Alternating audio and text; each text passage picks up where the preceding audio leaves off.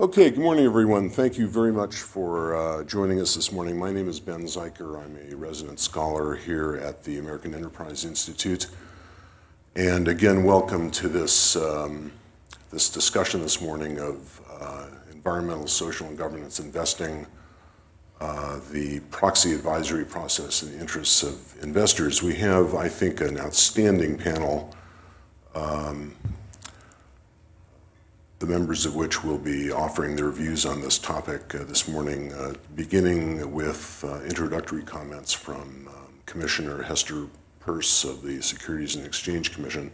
She was appointed by President Donald Trump to the Securities and Exchange Commission and was sworn in on January 11th, 2018.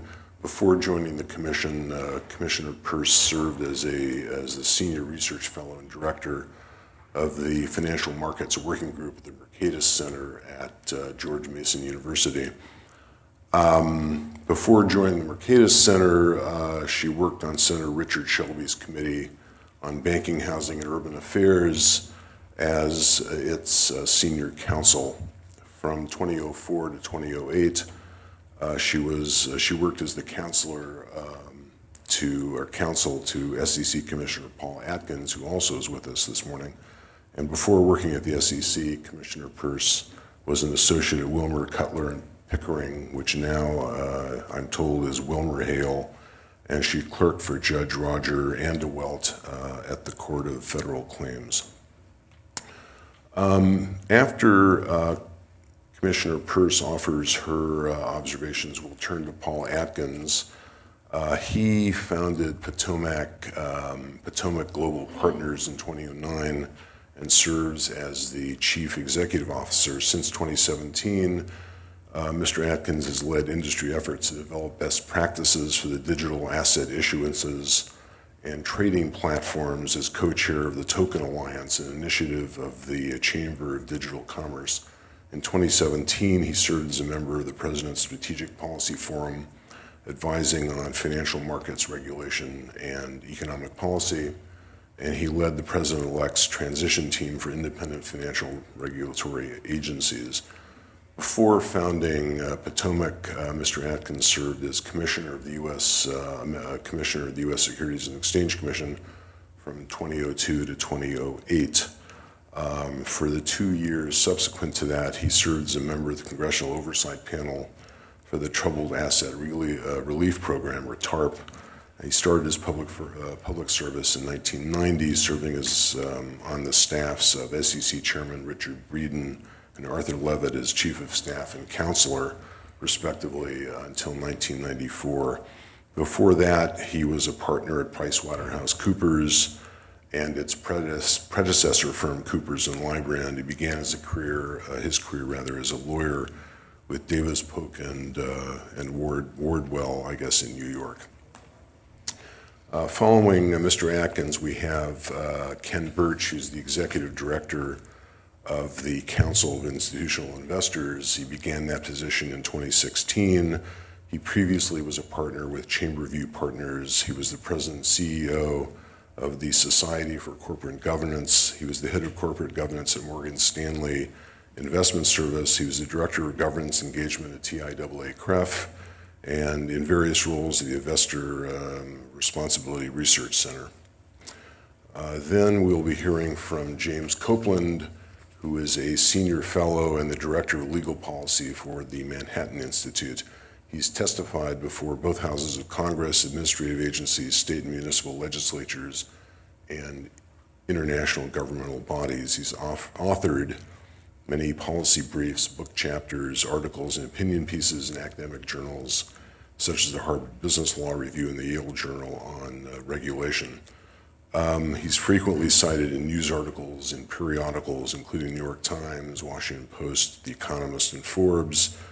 In 2011 and 2012, he was named to the National Association of Corporate Directors Directorship 100 list, which designates the individuals most influential over U.S. corporate governance. And then finally, we'll be hearing from Brandon Reese, who's the Deputy Director of Corporations and Capital Markets for the American Federation of Labor and the Congress of Industrial Organizations. He serves also as the Shareholder Advisory Committee co-chair of the Council of Institutional Investors, the Supervisory Committee Chair of the AFL-CIO Employees Federal Credit Union, and is a member of the Public Company Accounting Oversight Board's Standing Advisory Group. With that, we'll begin with introductory comments from Commissioner Peirce. Thank you very much. Thank you.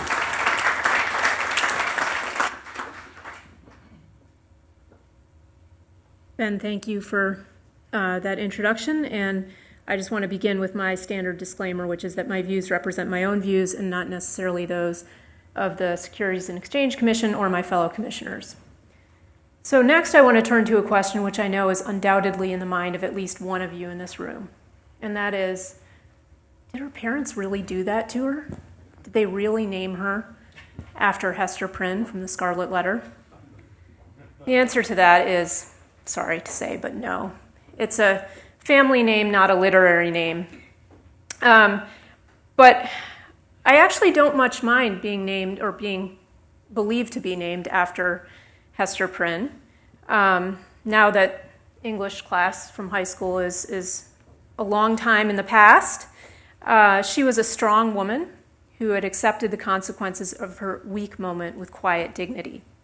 Having a baby as the result of an extramarital affair in 17th century New England and refusing to name her partner in crime brought hard-hearted, merciless condemnation from the legal and religious authorities and the society at large. The community's morality police did not bother themselves with much of an inquiry into the facts and circumstances, and certainly didn't consider whether a measure of mercy might be appropriate in that situation. Those self-righteous authorities instead crafted a punishment designed to underscore the vast divide between their moral purity and Hester Prynne's obvious moral depravity. They ordered Hester to wear a scarlet letter A for adultery. That letter, elaborately embroidered by Hester's own hand, served to facilitate social shunning, inspire incessant gossip, ensure that Hester never forgot her transition, and inflict on its wearer deep pain and intense self-loathing. Her shame was emblazoned on her dress for all, including her young daughter, to see. As the story unfolded, it became very clear that the through-and-through immoral label was not appropriate for Hester. She conducted herself with great dignity. She worked hard to provide for herself and for her daughter. She was a devoted mother to her daughter. She even drew from her meager resources to help those in greater need than she in the community. She came alongside those in suffering with a great calm, gentle kindness, and she expected nothing in return. Her actions stood in contrast to the actions of many of her fellow townsfolk. In short, the scarlet letter that marked her as morally depraved was affixed without taking into account the full character of the woman who was forced to wear it. We're seeing a similar phenomenon in today's modern but no less flawed world. In these remarks, I'll focus specifically on the way in which corporations are being assessed according to environmental, social, and governance, or ESG factors. Here, too, we see labeling based on incomplete information, public shaming and shunning wrapped in moral rhetoric, preached with cold-hearted, self-righteous oblivion to the consequences which ultimately fall on real people. In our purportedly enlightened era, we pin scarlet letters on allegedly offending corporations without bothering much about the facts and circumstances, and seemingly without caring about the unwarranted harm that such labeling can engender. After all, naming and shaming corporate villains is fun, trendy, and profitable. ES&G tend to travel in a pack these days, which makes it hard to establish reliable metrics for affixing scarlet letters. Governance at least offers some concrete markers, such as whether there are different share classes with different voting rights, the ease of proxy access, or whether the CEO and chairman of the board roles are held by two different people. Even with these examples, however, people don't agree on which way they cut, and they may cut in different ways for different corporations. In comparison to governance, the environmental and social categories tend to be much more nebulous. The environmental category can include, for example, water usage, carbon footprint emissions, and the quantity of packaging that a company uses. The social category can include how well a company treats its workers, what a company's diversity policies look like, its customer privacy practices, whether there's community opposition to anything that the company is doing, whether the company sells guns and tobacco, and you can continue and add to that list. Not only is it difficult to define what should be included in ESG, but once you do, it's difficult to figure out how to measure success or failure. As Hester Prynne can attest, the affliction of shame is a group effort. It takes a village. Just as in Hester's day, in our modern corporate ESG world, there's a group of people who take the lead in instigating their fellow citizens into a frenzy of moral rectitude. Once worked up, however, the crowd takes matters into its own brutish hands and finds many ways to exact penalties from the identified wrongdoers. The motives are often noble, but the methods are not. The ESG instigators include developers of ESG scorecards, proxy advisors, investment advisors, shareholder proponents, non-investor activists, and governmental organizations. The problem perhaps begins with non-shareholder activists, the so-called stakeholders, who identify controversial issues du jour. Other people quickly heed their call to action. There is, for example, a growing group of self-identified ESG experts that produce ESG ratings. ESG scorers come in many varieties, but it's a lucrative business if you're successful. The business is a good one because the nature of ESG is so amorphous, and the demand for metrics of any sort is so strong. ESG is broad enough to mean just about anything to anyone. The ambiguity and breadth of ESG allows ESG experts great latitude to impose their own judgments, which may be rooted in nothing at all other than their own preferences. Not surprisingly, then, there are many different scorecards and standards out there, each of which embodies the maker's judgments about any issues it chooses to classify as ESG. The analysis can appear arbitrary, as it may treat similarly situated companies in different ways, and may even treat the same company differently over time. Putting aside the analysis that produces the final score, some ESG scores are grounded in information that isn't accurate. Some scorecard producers attempt to get information from companies directly by submitting surveys to them. The responses are then used to rate the ESG factors of the company. A senior counsel from a major insurance company reported her experience at a recent SEC Investor Advisory Committee meeting. Her company had received approximately 55 survey and data verification requests from ESG rating organizations in the prior year. By her company's estimate, it took 30 employees and 44.8 workdays to respond to just one of these surveys. Needless to say, some surveys will go unanswered for lack of corporate resources. Because many companies post sustainability reports, producers of ESG ratings often don't have to engage with the company directly. They can just go and take a look at those reports. But ESG scoring is often arbitrary because these reports are read and analyzed by machines. Illustrating this arbitrariness, Sarah Teslick, a consultant on ESG issues, recommends that companies, quote, go look at the list of things they grade on and then disclose the way they talk. You may be doing something just right, but you called it a practice and you didn't call it a policy, and you only get credit if you call it a policy. Perhaps it sounds inconsequential not to get credit for having policies, but the consequences can be serious.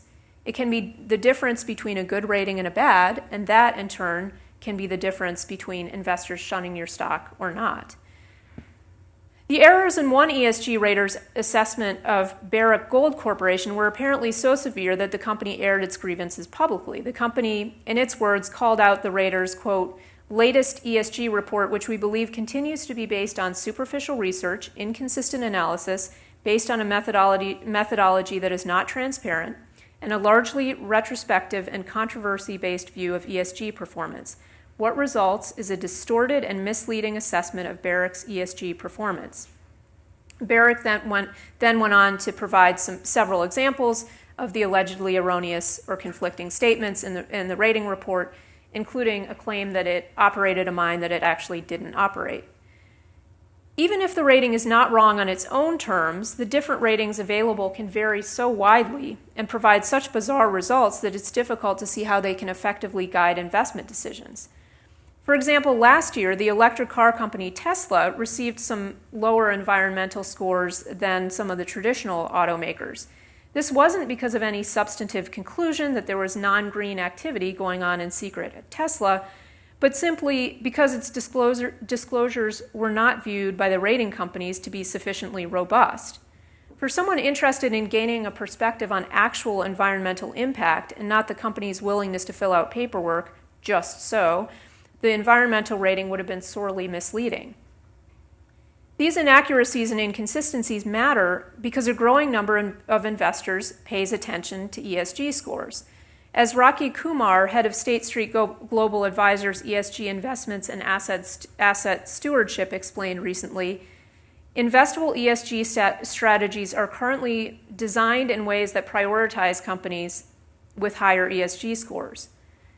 So not only is ESG determining where investment dollars go, but at what costs and on what terms. One important way ESG scores affect the flow of dollars is through the incorporation of these ratings into indices, which can then have a meaningful influence on the demand for a company's securities. Why would anyone pay big bucks for these experts selling precision in an area in which it's so elusive? These ESG experts sell their wares to, among others, investment advisors who then rely on these metrics to make decisions about how to vote or whether they should buy or sell. It's not surprising that most investment advisors, in light of their fiduciary duty, focus mostly on maximizing the value of their clients' portfolios. But they are courting investors, and a vocal subset of those investors are demanding that their money be invested in accordance with ESG principles. According to one recent survey, ESG considerations are material in the day-to-day investment activities of 70% of investment advisors in the Americas. What this means in practice is unclear. Again, the nebulous nature of such principles allows great latitude to investment advisors. An advisor just needs to grab hold of something that allows it to show that it's managing according to ESG. A statement that you're an ESG manager might not actually have to be backed up by very much. It may be enough just to buy an ESG scorecard, hire a proxy advisor, or invest according to an index that incorporates an ESG filter. Although, of course, if you want to show how serious you are about ESG issues, there are any number of reports and experts who will help you to develop a more complex and more expensive means of demonstrating your bona fides. Some advisors are turning more of their own attention and in-house resources to doing their own ESG analysis. Some small advisors were formed around ESG principles, and so they dedicate considerable time to these issues. But even many larger investment advisors and asset managers are setting up their or expanding their own in-house ESG teams and elevating ESG in their decision-making. State Street recently announced improvements to its ESG data analytics and capabilities. According to the company's press release, these improvements will allow clients access to a tool that calculates ESG scores through a combination of both human and machine-generated data. In addition to these concrete efforts to bring scoring in-house, large asset managers are signaling to companies that they will be assessed through an ESG prism. Last year, BlackRock CEO wrote a now famous letter in which he titled it A Sense of Purpose, in which he directed CEOs and their companies to ask themselves, what role do we play in the community? How are we managing our impact on the environment? Earlier in the letter, he admonished boards to help their companies articulate and pursue their purpose, as well as respond to the questions that are increasingly important their investors, their consumers, and their communities in which they operate are asking. These stakeholders, he noted, are demanding that companies exercise leadership on a broader range of issues. Investment advisors who may be representing their own views more than those of their investors are themselves among these stakeholders. In any case, there's no reason not to believe that in the muddled ESG space, precision and comparability elude investment advisors as well. The government gave rise to another group of ESG experts by directing investment advisors' attention to proxy voting. Many ESG questions arise in the context of matters included in corporations' proxy statements for shareholder votes. In 1988, the Department of Labor issued what's come to be known as the Avon Letter, which took the position that managers of employee pension plans have a fiduciary duty to vote the proxies associated with shares held by the plans. The SEC, similarly in 2003, emphasized proxy voting in a rule requiring investment advisors to adopt and disclose policies and procedures reasonably designed to ensure that the advisor votes proxies in the best interests of clients. In response to concerns about the cost and magnitude of the task of voting all these proxies, the SEC staff issued 2 no-action letters that allowed advisors to rely on third parties. The recipients of these 2 no-action letters were Proxy Advisors. They're firms that conduct research and provide guidance to shareholders, in particular large institutional shareholders, on how to vote proxies. Without getting into too much detail, the result of these no-action letters was to effectively entrench the use of proxy advisors. If an advisor followed a proxy advisor's recommendations for voting, the fund would be deemed to have made its decisions free from conflicts of interest and therefore to have fulfilled its fiduciary duty with respect to proxy voting. A fund complex may hold the shares of hundreds of different companies, and therefore its advisor may make thousands of voting decisions every proxy season. The ability to outsource those decisions to a purportedly neutral third party, and in so doing reduce the risk of any vote being deemed contrary to a manager's fiduciary duty, makes the use of proxy advisory firms very attractive. The SEC's staff actually withdrew those 2 letters late last year, but proxy advisors now are so heavily relied on by advisors that they continue to wield great influence. Building on their influence, proxy advisors who once focused more attention on the G side of the ESG palette are now making concerted efforts to also say more on the environmental and social issues. Some investment advisors make a practice of following all or most of these proxy advisors' recommendations. Other advisors use proxy advisors' recommendations as a point of reference for their own analysis, or maybe they follow the proxy advisor for a subset of votes. So these proxy advisors' recommendations can have a really significant effect on what happens in a vote. One study found that a proxy advisor's against recommendations reduced favorable votes by 15 to 30%. Another study, which specifically considered the effect of a say-on-pay recommendation, which is something that Dodd-Frank introduced, found that a negative recommendation by a proxy advisor, by one proxy advisor, ISS, resulted in a 25% reduction in positive votes. Given the influential role of proxy advisors, companies started to realize that they needed to pay attention to proxy advisors' recommendations. Up to 70% of companies surveyed have said that they consider the views of proxy advisors when they're developing their executive compensation plans. Companies may actually seek to align their compensation plans with the dilution limits that proxy advisors set. So they may actually, to find out what the proxy advisors are setting, they may actually go to the proxy advisors and try to get that information from them ahead of time so that they can sort of set their compensation to the test. It's not been easy, though, for companies to get proxy advisors to pay attention to them. And so that, again, takes us back to this idea that some of their recommendations are rooted in inaccurate underlying information. Proxy advisors operate with skeletal staffs. They're looking at a lot of companies, and so they inevitably are going to get it wrong some of the time.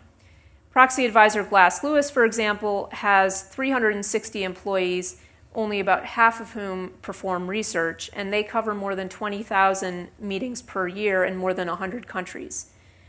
Companies may not get an opportunity to correct the underlying errors when before the reports are out and the recommendations have already been acted upon.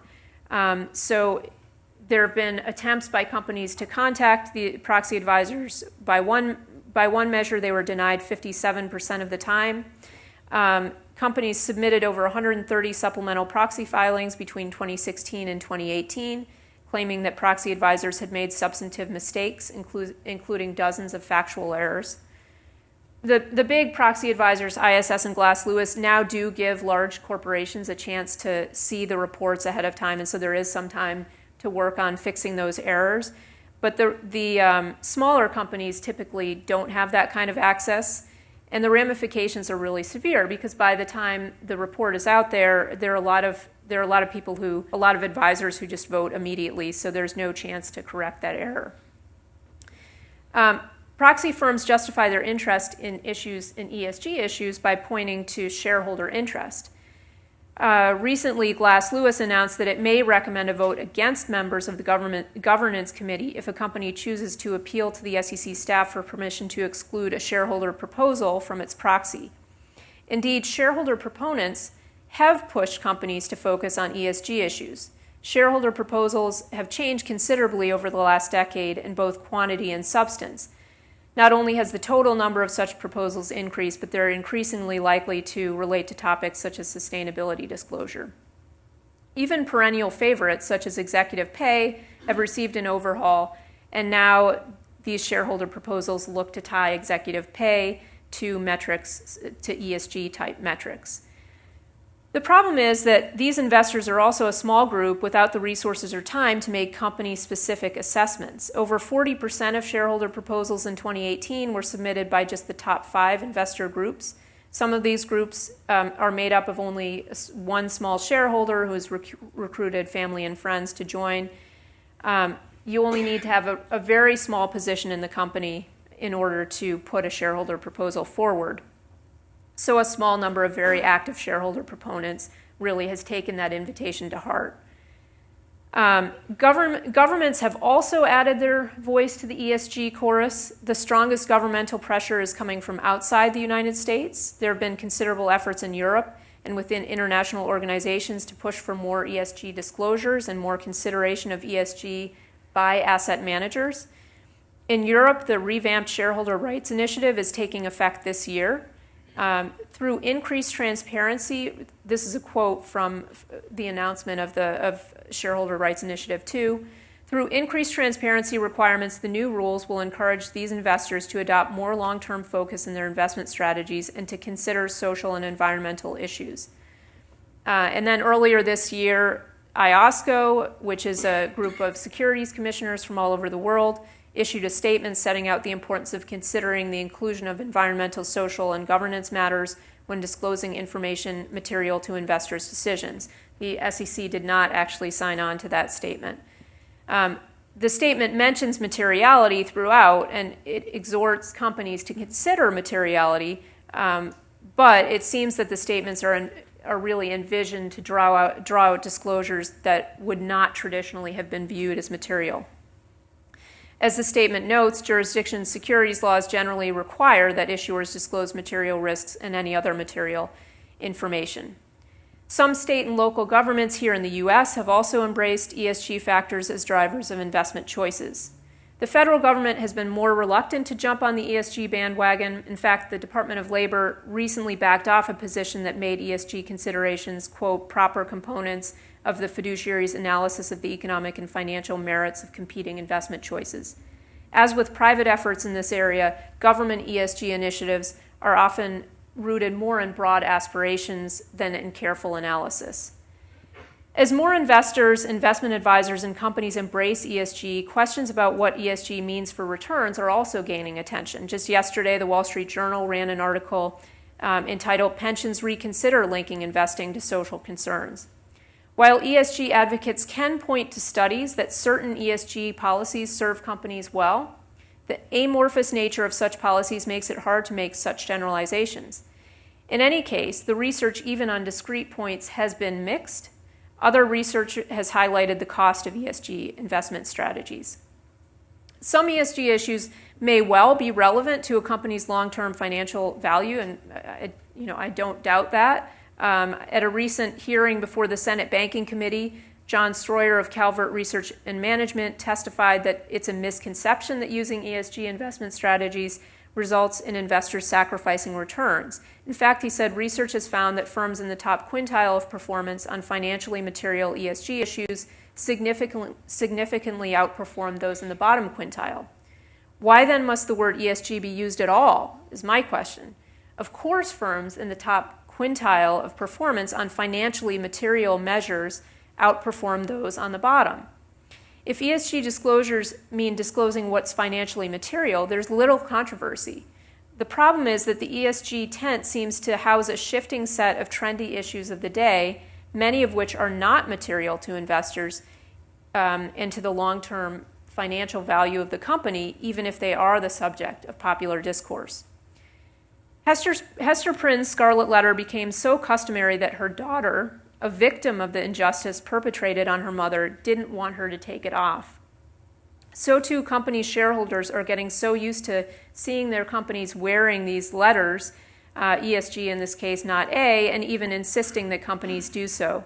As with the Scarlet A, the ESG letters oversimplify complicated facts and thus may send companies scrambling to take actions that neither achieve the broader social goals that ESG proponents are looking for, nor serve the shareholders of those companies well.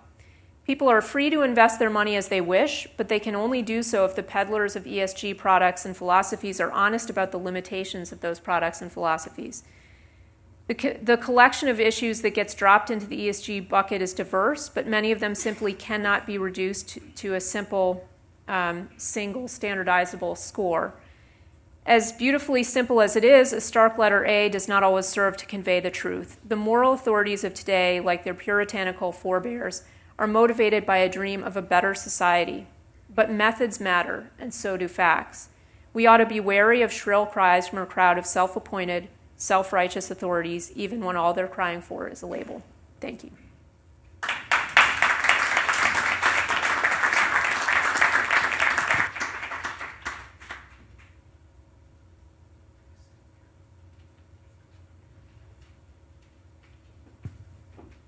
Okay, thank you very much. I guess Commissioner Peirce's schedule this morning will not allow her to remain with us, so we're going to turn now to Paul Atkins for his perspective on this topic. Okay, well, right.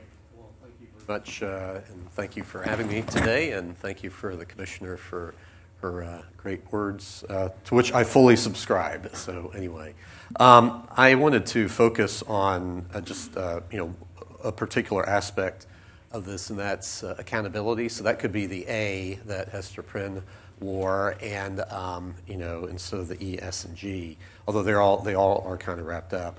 But we have to remember that ultimately, we are talking about investors and investors' money and investors' returns. And in a day and age where we have huge government deficits, and we have Social Security that will not really be for people, as the baby boomers are starting to realize that it's not going to be enough, and they have to focus on their private and other sorts of resources to get them through their old age that is hopefully increasingly getting longer because of medical technology and other things.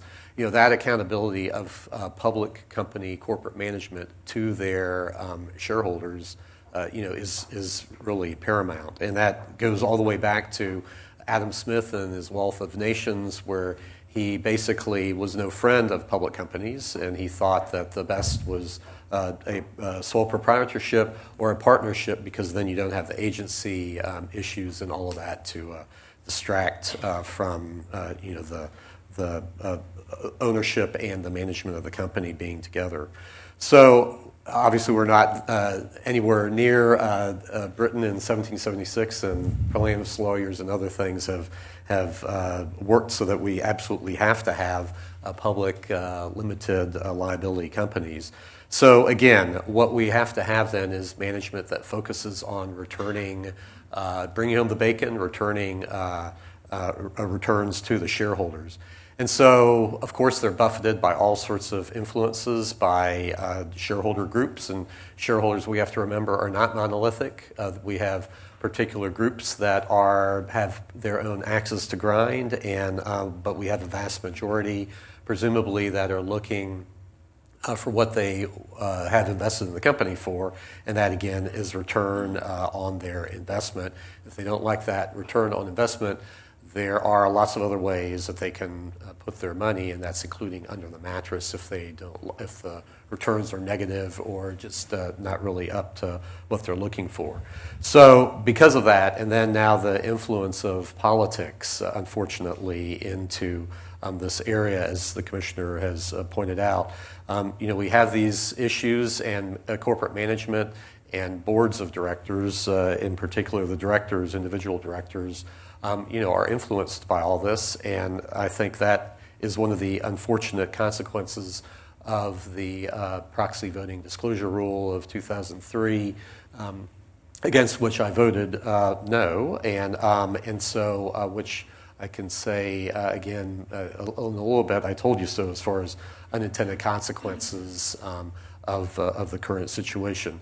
The SEC, of course, is looking at the entire issue this year, and from reproposal thresholds and the $2,000 initial proposal amount of money that needs to be at stake for someone to put in a proposal, all the way to other things that are governing how fiduciaries and others are dealing with their investor votes and their investors' monies. So when we talk about ESG, and I'm happy that the commissioner pointed out that it is very amorphous, and especially the S part of that, the social aspect, seems to change. If you look at, there's a group called the Sustainability Accounting Standards Board, SASB for short, which I take issue with their name because they're not really about financial reporting or those sorts of standards. If anything, it is other sorts of reporting. But with respect to their rubric, if you look on their website, they have like a heat map of how if you unfold all the little columns across the way, there are 77 different industries and then about 26 different attributes. So that comes up to, when you multiply it out, 2002 little boxes. And so for each of these attributes and each of these industries, they purport to have a heat map of what is more important for that industry as far as, say, women in the workforce, or diversity, or environmental, like use of water, or whatever the thing may be. And so, for example, I think I noticed that for pickup of trash, diversity was very low on the scale versus others, was very high. I'm not sure how they came up with this particular heat map, and I think that's one issue with respect to that group is transparency and the governance of it itself, because apparently it's funded mostly by Michael Bloomberg. But anyway, so those sorts of things, that's one indication of how these different subjective types of ratings are finding their way into something that is trying to be, or purportedly anyway, not so subjective. We have to remember, ultimately, at the end of the day, when it comes to investors, how they are handling their investors' money, that they are fiduciaries, whether they be under the Investment Advisors Act, which is more or less common law principles of fiduciary duty, duty of loyalty, and duty of care. And then at the other extreme is the ERISA statute, which applies to funds that fall under that statute. And so if under ERISA, it's statutory, so it's basically common law fiduciary duty on steroids, and it is very clear under the statute that the rubric is economic best interest of the beneficiaries as to what is important and whether or not that fiduciary is fulfilling its mandate under the statute. So basically, where all this comes out is that the fiduciaries who are handling other people's money have to be upfront as to what they are doing with respect to the money, disclosure as to what to them means ESG, and as we've heard, that is a constantly shifting type of concept. And so I'm worried about the disclosure, especially of these various funds on the mutual fund side, the active management side, and with respect to ERISA, I think that the various authorities that have oversight over that area, I think it's incumbent on them to exercise that oversight, and whether that be through the private litigation or through the government, I think the ERISA fiduciaries need to be held accountable for what they are doing with their investors' money. So with all that being said, this too may pass. This could be just a passing fad as more and more people get into this area. Contrarianism really tends to work in the marketplace. If you see the herd going in one direction, it may well be just as well to go in the opposite direction, and you may wind up being in a better place. But with that, let me pass it on to my colleagues. Okay, thank you, Paul. That was very interesting indeed. We'll turn to Ken Birch now.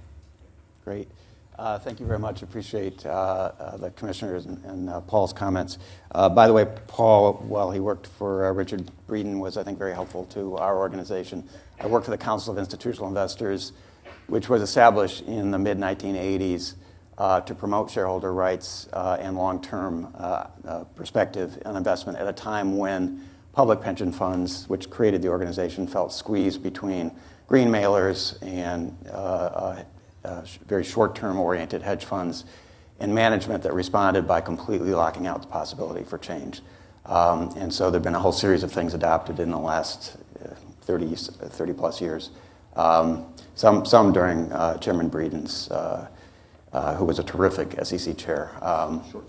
Short slate, right, which made quite a difference. I think that from my perspective, in the headline and description for this panel, there are really two topics that have overlap, but maybe not that much overlap. One is ESG investing, which is a broad and vague term, and maybe doesn't service as well as something else, another term might. I don't know, I haven't come up with it. So ESG investing, and secondly, the role of proxy advisory firms. Now, obviously, the exercise of the shareholder franchise, which is what the proxy advisors, they focus on votes, that's a core element of corporate governance, and corporate governance is the G in ESG. But when things are labeled ESG, I think most times people are thinking about environmental and social issues, not the governance piece. It's a little bit hard to argue that governance is not important. You may argue with the measures of governance that any one person has, but to say that it doesn't matter how a company is governed is almost illogical. And in fact, historically, there's been a lot of investment focus on management and management quality. So there's been tremendous anger at proxy advisory firms and proxy voting practices of major institutional investors going back some years. I think it really dates to when, the institutions came to dominate. That is, we used to have more retail voting, retail shareholding, but now the institutions dominate. And B, when the institutions, instead of throwing away the proxies, which is what they used to do, or vote automatically with management, which is what they pretty much did next, started voting against management sometimes. Now, 80% plus of the voting items, there's really not a lot of dispute. And by the way, when you see some statistics on correlation, it's because everybody agrees on 80%. You need to look at the areas where there are actually disagreements. But there are now some areas where institutions vote against management. And I think this got supercharged, that is the hatred for the proxy advisory firms, by the say-on-pay votes that as Commissioner Pierce said, were mandated by Dodd-Frank back in 2010. I think CEOs hate having their compensation exposed to public shareholder disapproval. And many board members feel exposed by these votes, that they're going to be shamed by them. So I think there is tremendous angst over that, although 98% of proposals are approved. So I think the level of anxiety may be a little bit excessive. It seems higher than students have on the LSATs or the SATs or whatever you may have, but the failure rate is actually much lower. So I think that the attacks on proxy advisory firms to some extent are fueled by nostalgia, as I said, for those earlier days. And I think in an age of independent voting, the proxy advisory firms are a convenient scapegoat and lightning rod because it is a little bit awkward. Jim's willing to attack the asset managers, but a lot of companies don't want to attack their own owners. It's just awkward. So I hear, I was going to say three main themes. I think I'll put four. One, that proxy advisors are wildly powerful and rabid haters of CEOs. And for various reasons, I think this is ludicrous. I also think on some of the stats on proxy advisor influence, there are mistakes of correlation with causation. Shareholders tend to have similar perspective on what produces long-term returns, not always. And so they tend to vote somewhat similarly, and they tend to be angry over poor performance or see a necessity for change, even if they're not angered, when companies are performing poorly. So that's one theme. Second theme, activist hedge funds that are willing to wage proxy fights are short-term and are destroying America's future. Now, this is a caricature. There's a grain of truth in it, and as I indicated earlier, I think there was considerable concern when there were green mailers actually holding companies up to be paid off, which we don't see much anymore. We see it in some other forms occasionally, but it's really not the issue that it was in the 80s. And I think there's a false short-term, long-term thing going on here where really companies are most vulnerable where management is performing poorly in the short term, likely to have long-term implications for returns. Third, I think there's an attempt to say that issues with any perceived political component should be out of bounds. For example, to argue that climate change poses big investment risk on its face is introducing politics, or that leadership and workforce diversity is a good thing is introducing politics into these questions. And I would say that there actually are investment issues, and the attempt to rule these out as illegitimate for commentary and for investors to think about is not poor. I would take, as opposed to squashing free speech, I take more of a pro-free speech, more of a libertarian approach than my two predecessors as speakers, I think. I think there is not harm. I don't think there's a lot of harm in the speech that we've seen about public companies. I think actually if you look at traditional investment research, there's all kinds of commentary on management of companies, on the complexity, different angles in doing investment. The world is a complicated place and corporations are complicated. I think also that there is a legitimate place for issues that do have to do with public policy in discussion.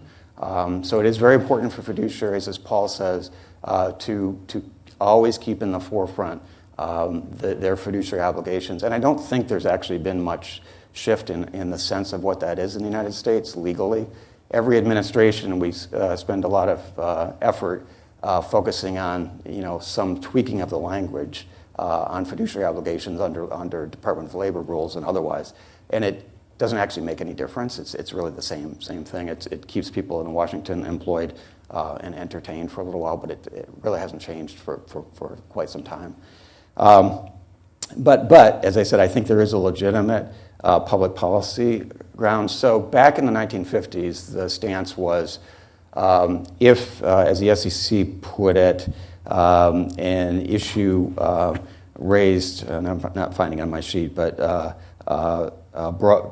general economic, social, racial questions, that was illegitimate. So Greyhound was particularly keen to keep off of its ballot a proposal asking it to desegregate its buses.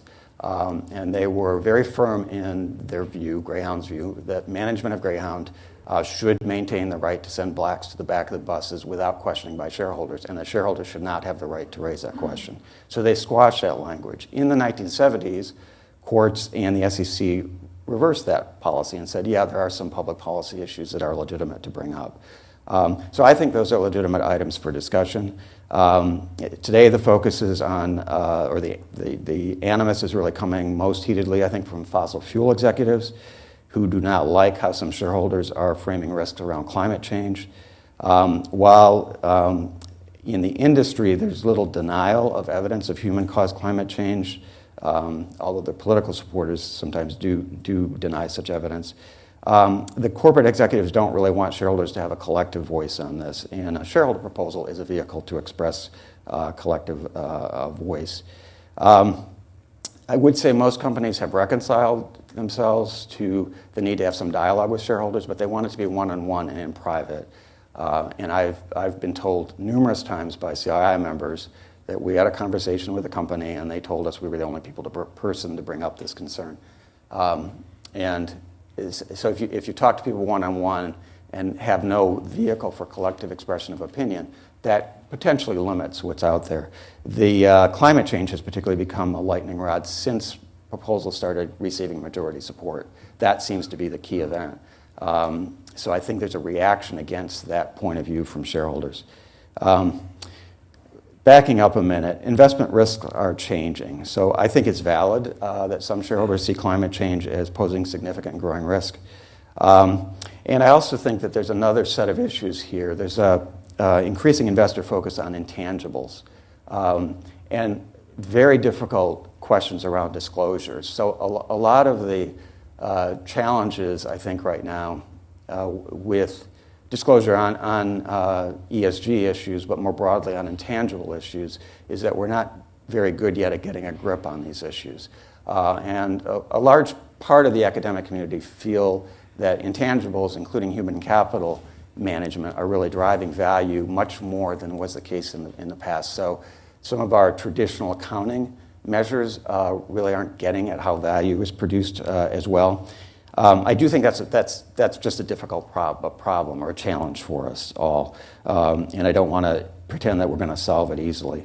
But a piece of it is how companies manage their human capital, company culture, diversity and equality of treatment. Those actually are pertinent to how companies are run, and there's pretty good academic evidence indicating that. So that shouldn't be ruled out of order by folks looking at ESG and investment. I'm not sure it should be termed ESG, and Commissioner Birch, I'm troubled a bit by that term as well. I think if we're looking at risk, we're looking at risk, and that's what we should be doing. I don't see, to go to proxy voting, I don't see the proxy voting genie going back in the bottle. We could crush proxy advisory firms, albeit at a price of greater expense and less information on the part of institutions voting. But big investors will still vote against management more than they have in the past. Proxy voting is now seen as an asset of the fund. I don't think that's going away, even if there was some kind of reversal of Avon. It's really embedded in the market at this point. It's key in a cost-effective, proxy voting is seen as a key and cost-effective stewardship responsibility. Making it marginally less cost-effective is not going to really change the equation. We're not going to go back to 1952. Now, the Chamber of Commerce and National Association of Manufacturers and maybe AEI have a tremendous zeal to regulate proxy advisory firms, and I'd want to sort of calm down that zeal a little bit. I think there's particular pressure to have firms pre-clear reports with the subjects of that research, that is company management. I think that the more appropriate focus, which is part of the focus as well at the SEC, is on investment managers. They are already subject to regulation. The SEC put out very sensible guidance on this in 2014, responding to a lot of the same issues that are prominent this year. It's called Staff Legal Bulletin 20. Honestly, it's not clear to me that the SEC staff really takes Staff Legal Bulletin 20 all that seriously, but maybe they do. It's really hard to tell. We had a meeting recently, just couldn't really glean much information on whether that's a dead letter or not. I think it might make more sense for the SEC to try to work with staff to actually implement current guidance that is out there, rather than, and focused in the right place on the investment advisors. Let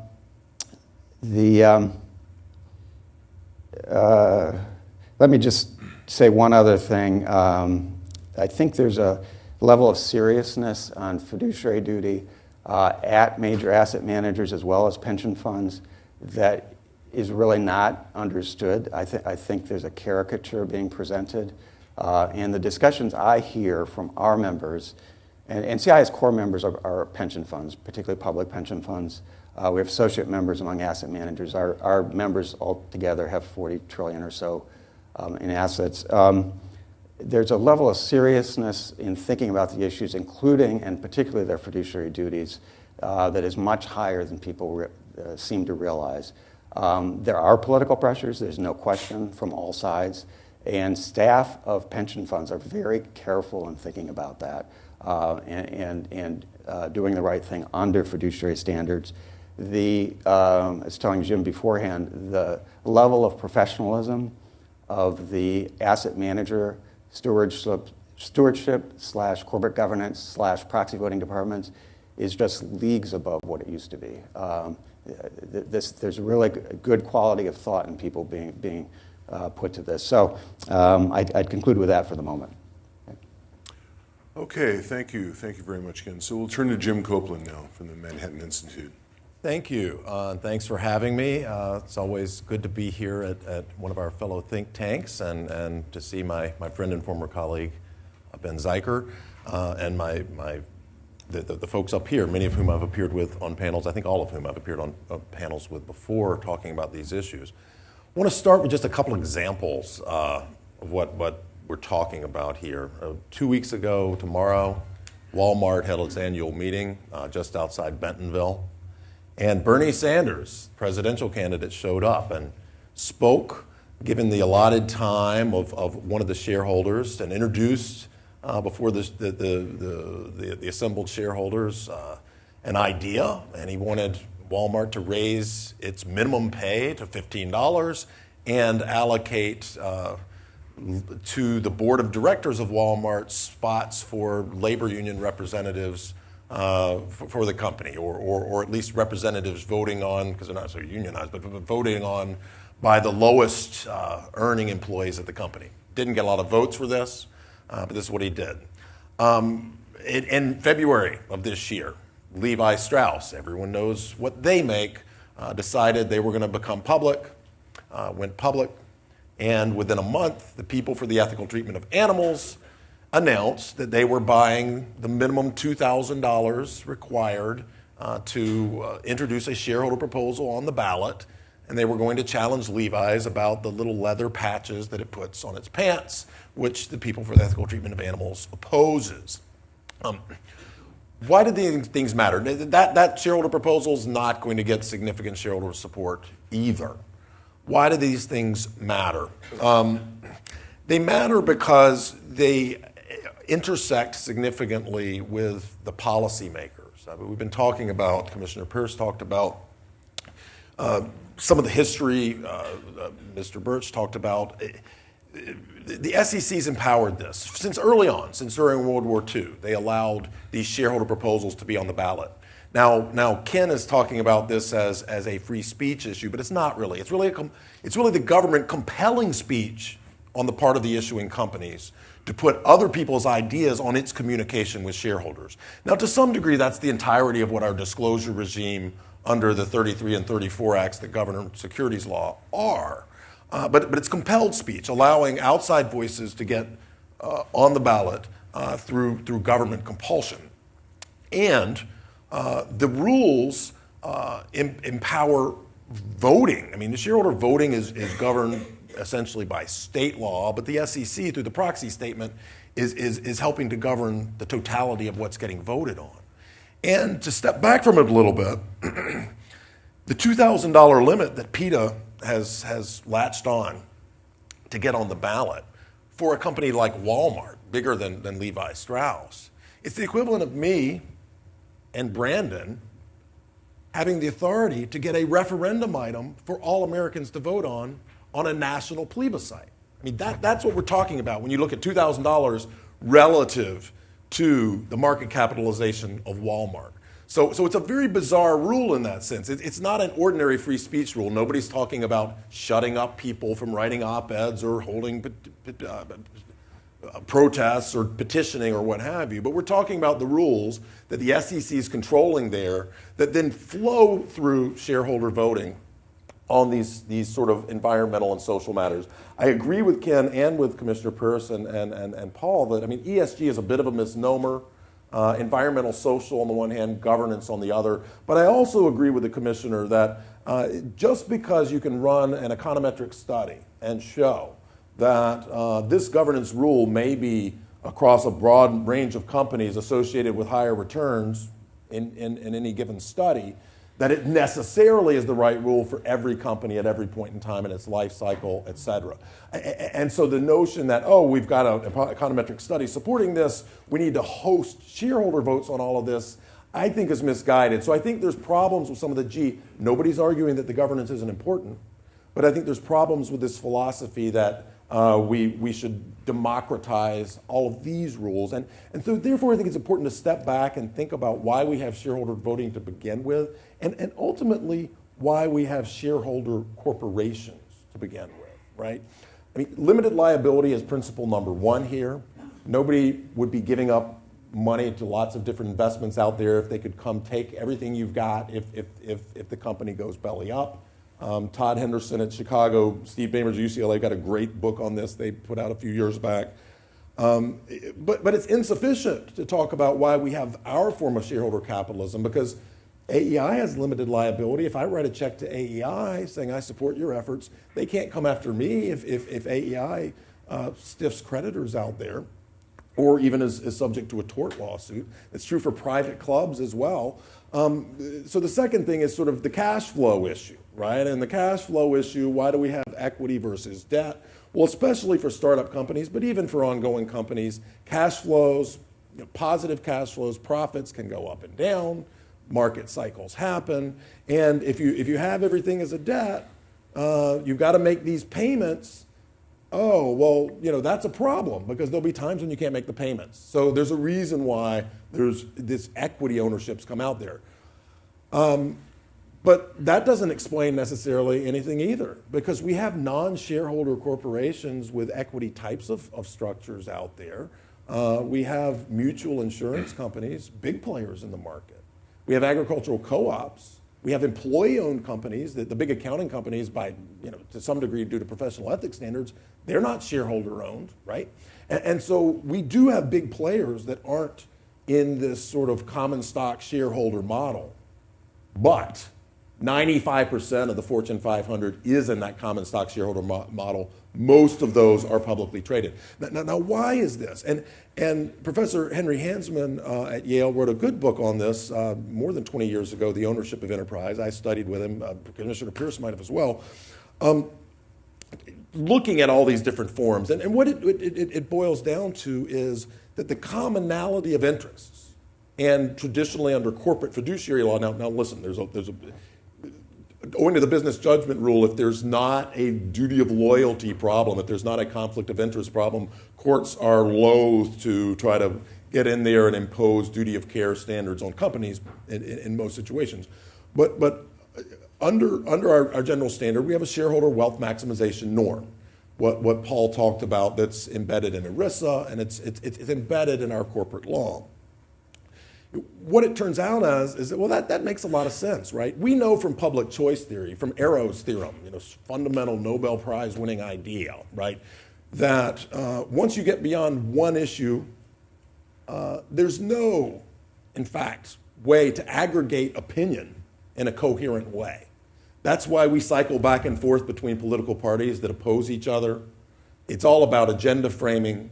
There's no efficient way to aggregate opinion, but that's not true if you have just one issue. So the shareholder wealth maximization ameliorates this cost of decision-making, the decision-making cost. But there's a problem, and this is the fundamental problem that corporate law is designed to get around, and that's the agency cost problem. You've got managers managing money. They don't have to pay anything to shareholders, ever. They don't have to pay dividends. And so how do you hold them accountable? And there's really three ways that's been done, right? So you've got voting rights, which principally involve electing the board of directors. We talk about all these other ones. They principally involve electing the board of directors. So you can sort of throw people out and put new people in if they're hoarding a bunch of cash and not paying it out, and you think they're doing that the wrong way. Second, you have the common law fiduciary duties, which can be pretty important if you're a minority shareholder in particular for a private corporation, because what are you going to do if Henry Ford owns a majority of the shares? What are you going to do if you're a minority shareholder in the company? Because the voting rights aren't good if you don't have a majority of the shares. And then the third is selling your shares, which is one reason why publicly traded corporations are pretty dominant relative to private, is because with private corporations, you're pretty locked in. There's not a real market for your stock. I mean, that's a little less true than it used to be, and we see more moves towards private, but you're pretty locked in. It turns out that this sort of right to exit in the public markets is the most important way to protect yourself. If you don't like an investment, you can sell the shares. You can even borrow and go short the shares if you're pretty confident in that. The voting rights, if we expand them too much, are undercutting that real principle for why we have stock ownership in the first place. You're creating decision-making conflict necessarily. Congress will never agree on things. It will cycle. we don't want corporations to be run like Congress. This shouldn't be a controversial proposition, right?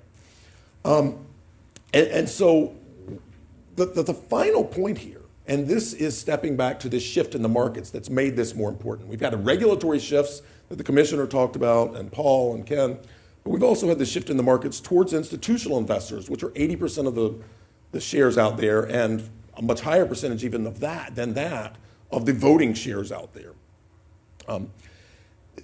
We've had this concentration of capital in institutional investors. Now, there's three different types of institutional investors, right? You've got the icon, Ackman, Loeb, Singer, people putting tons of their own money in big bets in companies and trying to influence their behavior because they think a company needs a turnaround.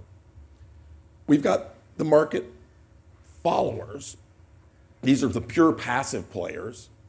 And if you and then sort of active mutual funds, but they're not taking giant bets. They're sort of in the same bucket. And you can sort of split those into two. They're mutual funds competing for capital. And then they're the captive funds, which are multi-employer pension plans, corporate pension plans, and public employee pension plans, where you're stuck with that investor and you don't have a way to get out of that investor. Each of these, but not to the same degree, also have the same agency costs. And this is the point I made in my Senate banking testimony, Hester was talking about in April, the hearing they had there. Each of these institutional investors also has agency costs. And so Larry Fink doesn't necessarily bear the costs if he comes out there for BlackRock, the world's largest institutional investor, and says, here's what corporate America needs to do. Why have we seen this push towards ESG investing? We've seen the push towards ESG investing, particularly the ES side of it, because there are investors out there, as the commissioner talked about, that care about these issues. And it's a way for them to sort of market and distinguish themselves to compete for active capital. And why is that? Well, the move toward passive indexing, which was the innovation John Bogle revolutionized with Vanguard, has meant that it's very hard to compete on performance because all the passive index funds are doing is trying to follow the market and minimize their cost. So they can compete on, if you can't compete on performance and you can't compete on returns and you can't compete on costs, what are you going to compete on? Well, it's a branding exercise, right? But it's a branding exercise that's very problematic for corporate America because it's what people down south where I came from would call backwards to say that you're going to put your money in this fund, and the premise is we're not trying to outguess other investors in the market. We're just following it, and we're going to do that at minimum cost, but we're going to tell the entire total stock market how they ought to change things to do things better. That doesn't make any sense. And I'll hand it over to Brandon. Okay, thanks, Jim. I'll have a question later, but in any event, Brandon, why don't you go ahead? Ben, and thank you for having me. It's a great pleasure to speak here at AEI. We heard from Ken, who articulated a libertarian defense of our existing system, and I want to perhaps add to his voice by articulating a defense of our free enterprise system, in which the shareholders of the company have property rights in the company to decide how to address ESG issues. I was on the SEC roundtable on the proxy process last fall, and I almost fell out of my chair when I heard Senator Phil Gramm, who I believe was representing AEI, say that the state should decide ESG issues and not investors. It wasn't so long ago, just 15 years ago, which the business community, the Chamber of Commerce, the Business Roundtable embraced the private ordering of companies along the preferences of their shareholders along ESG issues. That was the proxy access debate that we had here in Washington, and that played out in which shareholders across the country organized around the idea that shareholders should have the right to nominate directors to serve on corporate ballots. And in fact, a majority of publicly traded, large cap publicly traded companies have in fact adopted proxy access through that private ordering process. So it's quite unusual for me to be in the position to be defending property rights and the rights of our free market system, and to hear the business community and their representatives and associated think tanks articulating government regulation. But this is Washington. Things tend to be quite topsy-turvy these days, so be it. On the topic of ESG investing, institutional investors, retail investors have embraced ESG investing as a source of value creation. Either if they're a asset manager that's engaged in active portfolio analysis and selection, they see it as a source of alpha. For passive institutional investors like the index funds that Jim spoke to, they see it as a way to create value across their entire portfolio by encouraging good corporate governance and responsible company behavior in the environmental and social space.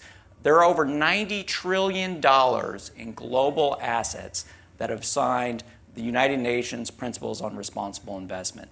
They've embraced ESG investing as something that's good for their clients. And we should let the marketplace decide whether that is something that adds value or not add value. Our markets are an aggregation of investor views when money's on the table. And we should embrace that system and not attempt to regulate it. And the reason you've seen the growth of ESG services and data aggregators is precisely because we do not have uniform disclosure. The SEC has been behind the times in terms of providing the types of information that investors want, both for exercising their fiduciary obligations to vote shares, as well as for making investment decisions for their portfolios. That's why you've seen the growth of these private services, because we simply haven't had an update to the disclosure rules. There's a lot of misinformation, and I want to briefly respond to some of the comments Jim was making around the shareholder proposal process. Shareholder proposal process has been part of the American corporate governance system going back to World War II. It's about as American as apple pie. And particularly the idea that small retail investors should also have a voice in submitting shareholder proposals is baked into our system and has resulted in a private ordering over the decades along corporate governance issues and now environmental and social issues. And that's a positive feature of our corporate governance system. It's a feature, it's not a bug. Jim mentioned Bernie Sanders at the Walmart shareholder meeting. What he doesn't mention is that Bernie Sanders wasn't even presenting a Rule 14a shareholder proposal. He was speaking from the floor, as is any shareholder's right in this country, to go to the shareholder meeting and to raise a question or concern with management and let the chips fall where they may. I trust the shareholders to decide how to vote on ESG issues. And I find it very disturbing that there's a concerted push from trade associations that represent the interests of management, not shareholders or the companies that they represent, to try and silence shareholders, silence the franchise of investors to be able to file Rule 14a shareholder proposals and the like. So I welcome the debate that we're going to have today. And I hope that we can have some back and forth balanced discussion so that we can really get into the meat of the disagreements. Okay, thank you, Brandon. Let me, before turning to the audience, pose a question that derives from the seeming consensus about the ambiguities inherent in the term ESG investing. It strikes me that the ambiguities go a good deal further than that summarized by Commissioner Person and several of you today. I've seen any number of proposals at various companies promoting sustainability.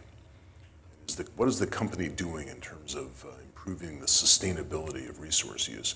Does anyone here have a definition of that term?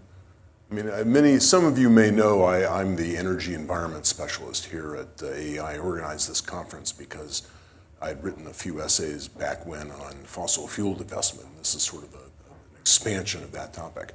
I do not know of a useful analytic definition of sustainability. It's not quite clear to me what it is that the proponents of sustainability initiatives at the corporate level are trying to achieve. Do they mean using fewer resources now, using a lower discount rate or something? You raised your hand, Brandon. Do you have some sort of observation on this? Thank you. Well, first of all, I think we need to have a little perspective on the incidence of shareholder proposals on environmental and social issues. It's less than 2% of proxy votes. There are fewer than 1,000 shareholder proposals that are submitted each year. They're received over the past 10 years at approximately 400 publicly listed companies, mostly very large cap companies. And so the idea that shareholders don't have the time or resources to decide whether a shareholder proposal is appropriate or that management doesn't have the opportunity to engage and address the submission of a shareholder proposal is a fallacy. But to your point, the SEC rule on shareholder proposals explicitly excludes proposals that are vague and indefinite. We already have a process to exclude such proposals. And while you may disagree with the SEC's determination as whether or not that proposal is in fact subjective and undefined, we have a further backstop.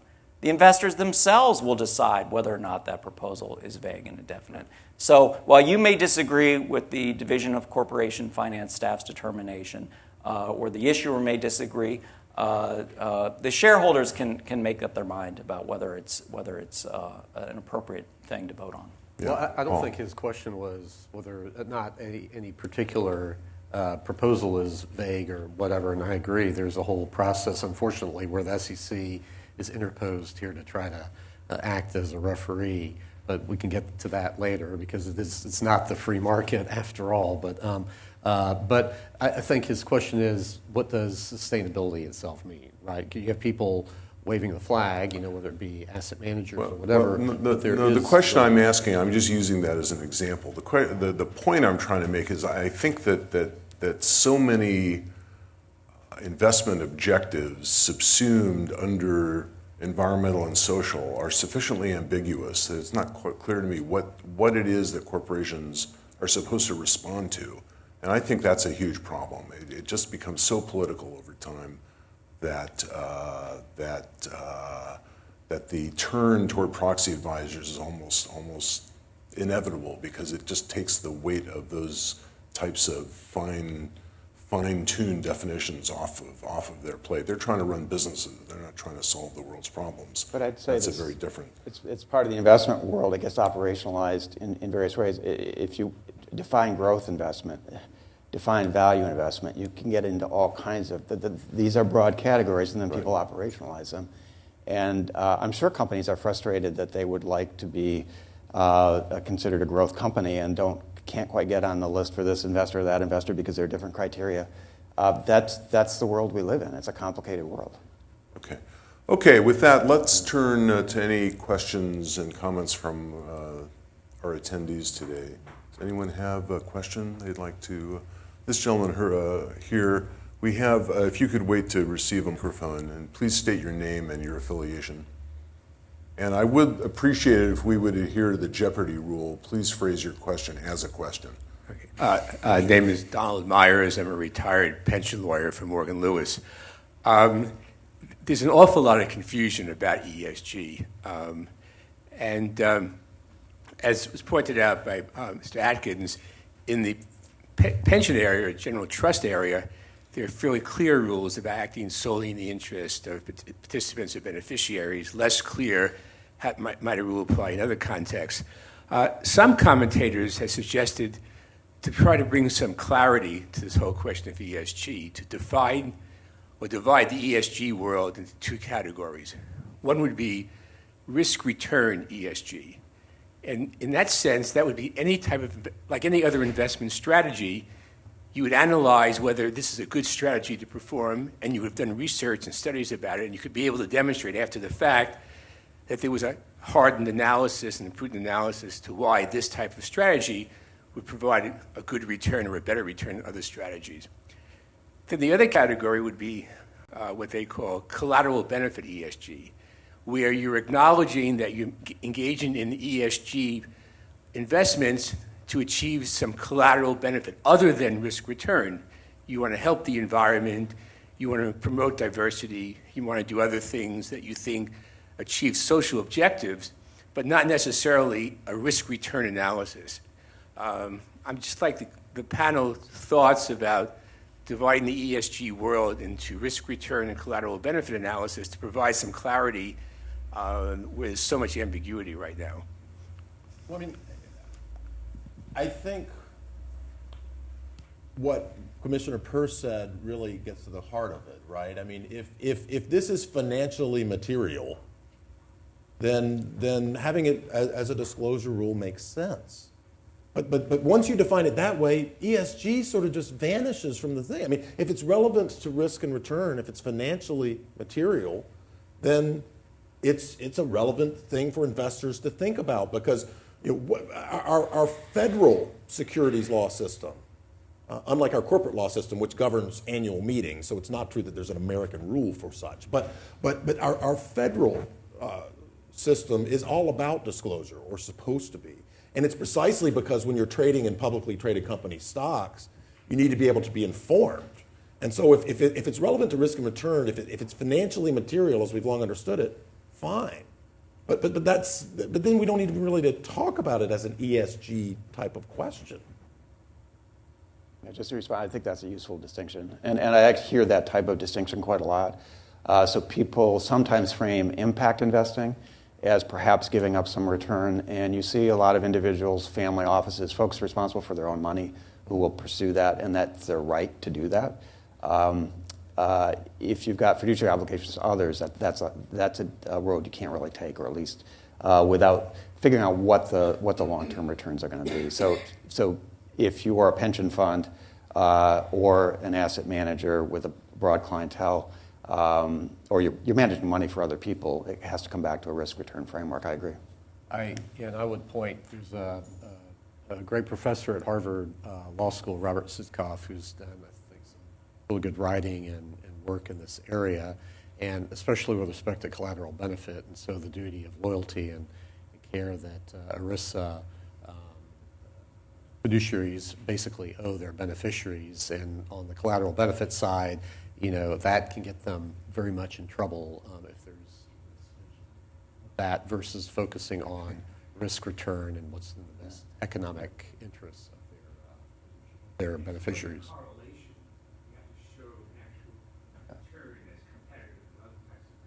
Yeah, I think where it gets a little complicated is when people sometimes frame as externalities. That if you're a universal investor or broadly diversified, it may not be maximization at the individual company level. There may be a broader impact. So, for example, there's been commentary about excessive concentration in any one industry, which if you're solely invested in an industry that has essentially oligopoly pricing, obviously that's a great thing.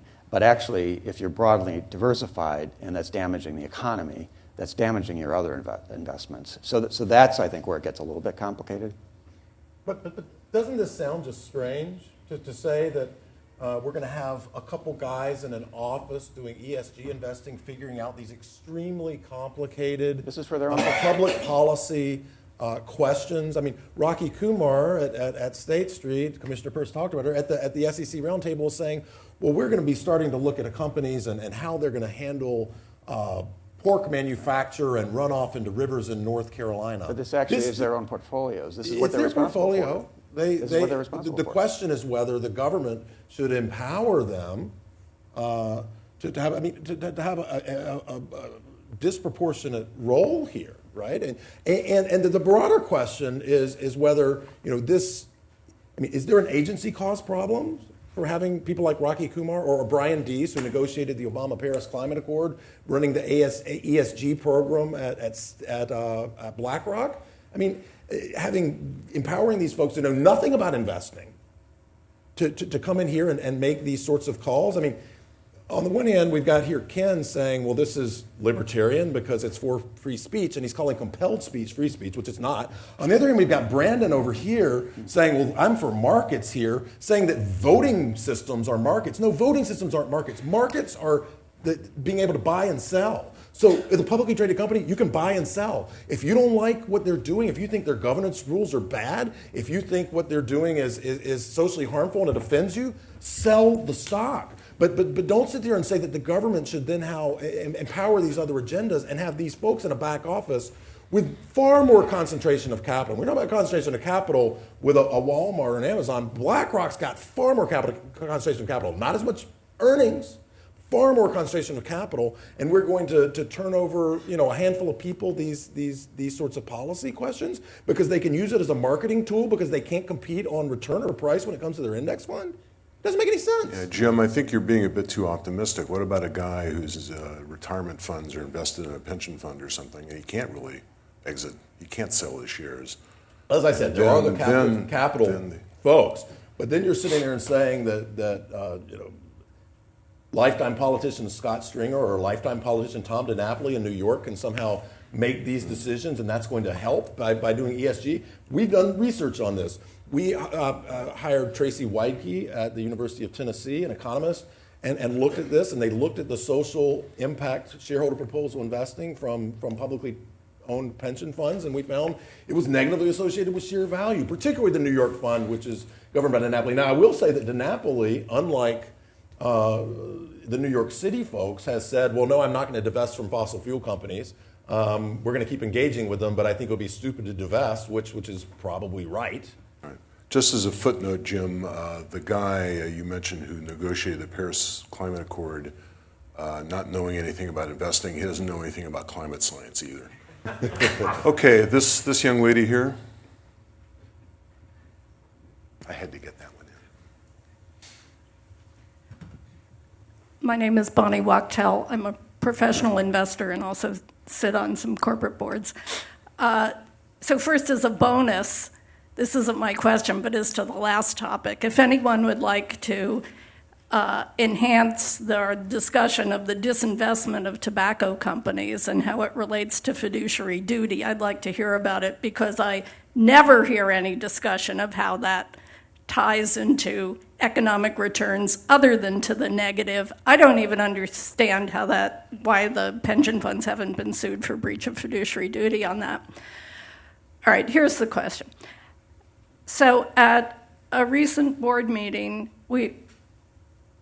the board was presented with a survey that ISS had done of corporate managers as to the diversity question and what they thought about enforced diversity, so to speak. And it was about evenly split. 50% of the respondents said, this is the future and it's helpful. And 50% said, this distracts us from best person for the job, which is the criteria that we want to use. Now, I'm not, if ISS and others must look at the issues and look at the diversity in the company, okay. But of course, when you come behind that and say, and by the way, now, if you're not fitting into a certain paradigm, we're going to advise voting against board members in the way you run the company. That is a clearly political decision. You're effectively delegitimizing the view that says best person for the job is the criteria that we want to use.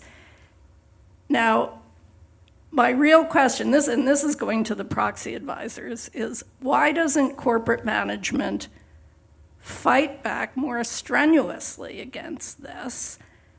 And I'm very concerned, and I hate to say it, but I think part of the reason is simply because corporate pay now is so high that there is just a fear that you don't want to push back and not give these broad social issues appear to be completely in tune with them because it might hurt you on that issue. Any thoughts, gentlemen? So the voting on directors is overwhelmingly in favor of incumbents. So it's not real. So part of the reason I think corporate America is perhaps not more hysterical is because people win 99% votes, and so it's not obvious that there's a huge problem here. So that's part of it. And on the tobacco, I would say your beef is with legislatures, not with pension funds. Pension funds don't unilaterally divest from tobacco. It's the legislatures that mandate that. Now, there's a political dynamic there, and you can sue the legislature. But I just want to be clear. Yeah, I mean, to that point, I mean, we've done some research on it. My colleague Steve Malango wrote a good piece in City Journal about 5 years ago or so, looking at CalPERS and the divestment decision. CalPERS themselves hired an independent auditor, and they found they lost something like $3 billion from this decision. CalSTRS, yeah.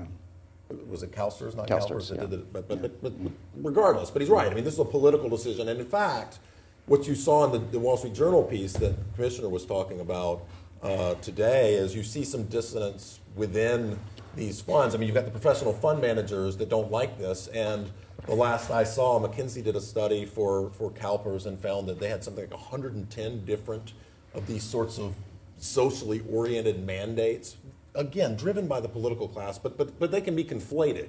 Because if in New York, for instance, Tom DiNapoli is the sole fiduciary, he's an elected politician with no investment experience who's running this. In other ones, you've got a mix of representatives from the union boards, et cetera. I mean, as to why companies don't push back, I mean, this is a tricky question. I think, because I don't think asset managers are just going to start selling off company stock. But I do think that the directors themselves are worried. They don't want to get targeted by ISS. ISS could do withhold votes. And if ISS does withhold votes and it knocks their support down, it becomes precarious for them. I mean, frankly, a lot of these folks are senior. They're respected members of the community. They don't want to have press articles about ISS coming out against them. So some of the sort of classic agency cost reasons you worry about, directors and managers not being aligned with shareholders' interests, make the directors overly anxious when it comes to not taking off the proxy. But aren't they being snowflakes? I mean, so they're worried about getting a 90% vote instead of a 95% vote. That doesn't seem to me to be something we need to worry I about. agree, and Isn't there something really? I agree with you, but Isn't there something really much more fundamental? Businessmen and women, successful ones, are good at producing things that other people value. They're not good at doing ideological battle. The left is good at doing ideological battle. And what's the typical response from some corporation when the Sierra Club attacks them for something? They send out some sweet young thing from the PR department. We care about the environment too, right? Instead of pointing out that the Sierra Club has not told the truth about a single issue literally in the last 40 years. So I mean, the problem is that the ESG movement, in my view, for whatever that's worth, has forced executives to do things that they're not good at doing against ideological opponents who are good at doing those things. And that's why I think we don't see the pushback. So I see the investment community getting attacked by the right, by people in D.C. who know politics, and the investment folks don't really do politics. So They are I'd pushing flip back. that. I mean, right here, we have two examples. Manhattan Institute and AEI are pushing back. No, AEI does not take institutional positions. Very, very. I speak only for myself. Fair enough, but the point is, when you say that managers are not good at addressing these issues, corporate management has always addressed ESG issues as part of its duty for managing the corporation since the corporate form was created. This is part of the value creation process, is dealing with the business environment that the company operates in. And that's not just corporate governance issues, but it's environmental issues and social issues.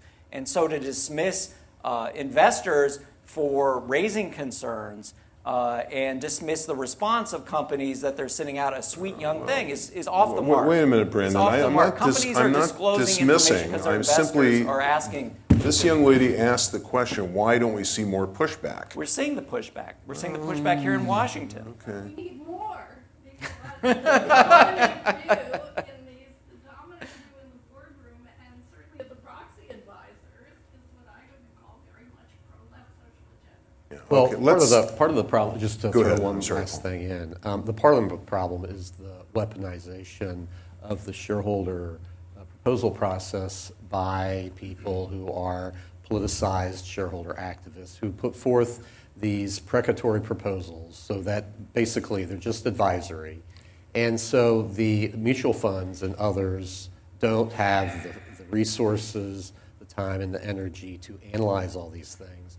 So because of the proxy voting disclosure rule at the SEC, as the commissioner talked about, people basically, because of a footnote in there, believe they have to vote all these things, because otherwise then the SEC examiners come in and say, why did you not vote all this proxy here on date X for this particular company? You missed that. Yeah, so that's why they're driven. It's not the SEC examiner, it's the clients. They're the one. I've done this. Sometimes, that's why. but for the most part. I was never asked by the SEC. I was asked by clients, why did you miss this vote? And we missed the vote because there was share blocking or something, and we made an economic decision. Or you might just have missed it because of the back office. You might not have had enough people to do it or whatever. But the question never came from the SEC. It was always clients. Well, for me. that may have been before the rule passed, but whatever. But I have heard from enough of my clients to say that, yes, the examiners come in, and that's what they look at. So because of all that, that's why the two proxy advisory firms have garnered so much now power, and where if you look at, depending on the makeup of particular companies, they control, quote unquote, anywhere between 15 and it could go up almost to 30% of the vote. So that gives them, and then the interim effect, if you even, ISS said, if you even dare to go to the SEC to seek no action relief on what we think is a good proposal in our way, we will then recommend votes against board members, across the board the following year. So because of all that and the power that's gotten into these hands, I think it's incumbent on the SEC, like they're doing, to take a broad view of this entire thing. And like SLB 20, which you all referenced, which gets back to a cost-benefit analysis. Why should we spend a penny trying to decide how to vote on a precatory proposal, which has no effect, basically, within the shareholders' ambit of authority within the company, has no ultimate effect, except for advising the board. You can do that if you're so inclined. There are lots of other ways outside of the shareholder proposal process to do it, but we've basically given the keys of the car to activists who are not necessarily acting in the best interest of the company or the shareholders. Yeah. And of course, it's up to ultimately for the shareholders to decide that, but the government's rules have empowered them. Yeah, And you got a comment behind do we have a question over here? Yeah. Yes. If you could wait for the microphone, please. Thank you. I'm Jonna McCarthy, and I'm a proud public servant. I was appointed by Comptroller DiNapoli, and I work at the New York State Common Retirement Fund. I have a number of questions, and the first one I'd like to start with is I'm very concerned about our freedom to contract. We are a sophisticated party. There are many other sophisticated parties. They negotiate with the proxy advisory services.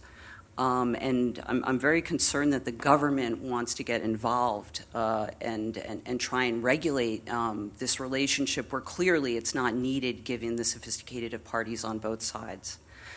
One other comment about the proxy advisors is we are the clients. And the recommendations that are given by the advisory services are because they come out and they talk to their clients. And, no one, so that's what the recommendations look like. It's a reflection of what they are hearing. None of us are bound to vote. This notion of robo-voting is absurd. People talk about the recommendations all the time. We don't follow Glass, Lewis, and ISS.